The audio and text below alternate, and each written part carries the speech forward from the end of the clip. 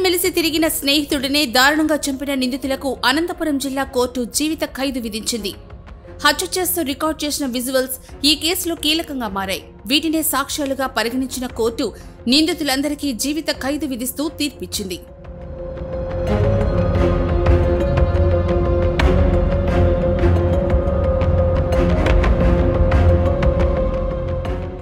ఈ దారుణ హత్య అనంతపురం జిల్లా సింగనమల నియోజకవర్గంలోని నార్పలలో చోటు చేసుకుంది. ఇక్కడ దెబ్బలు తింటున్న యువకుడి పేరు మట్టి పవన్ కుమార్.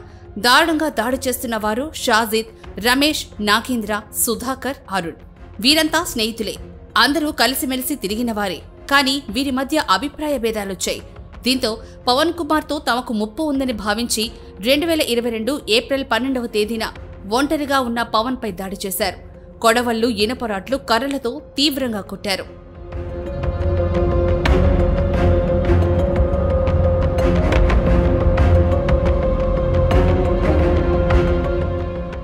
తీవ్ర గాయాలతో ఆసుపత్రిలో చేరిన పవన్ కుమార్ మరణించారు.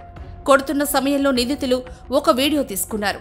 ఆ వీడియోను సోషల్ మీడియాలో వైరల్ చేస్తే తామంటే అందరికీ భయం ఉంటుందని భావించారు. అలా సోషల్ మీడియాలో వీడియో వైరల్ చేశారు. కానీ ఈ దృశ్యాలే నిందితుల పాలిట శాపమైంది. ఆ వీడియోనే ఐ విట్నెస్ గా మారింది. పవన్ కుమార్ హత్య కేసులో ఈ వీడియోను కీలక సాక్ష్యంగా పరిగణించిన జిల్లా కోర్టు 5 నిందితులకు జీవిత ఖైదు విధిస్తూ సంచలన తీర్పు వెలువరించింది.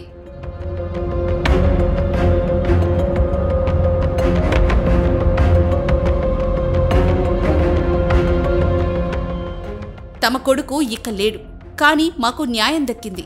నిందితులకు శిక్ష విధించినందుకు మృతుడి తల్లిదండ్రులు హర్షం వ్యక్తం చేశారు. పోలీసులు న్యాయస్థానానికి ధన్యవాదాలు తెలిపారు.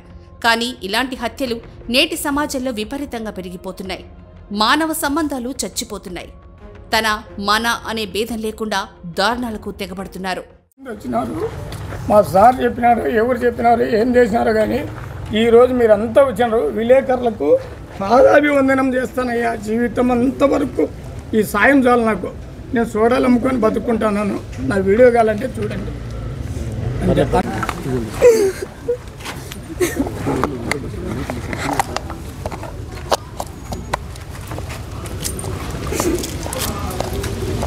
నార్పల్ నుంచి అనంతపురం చేరినాము.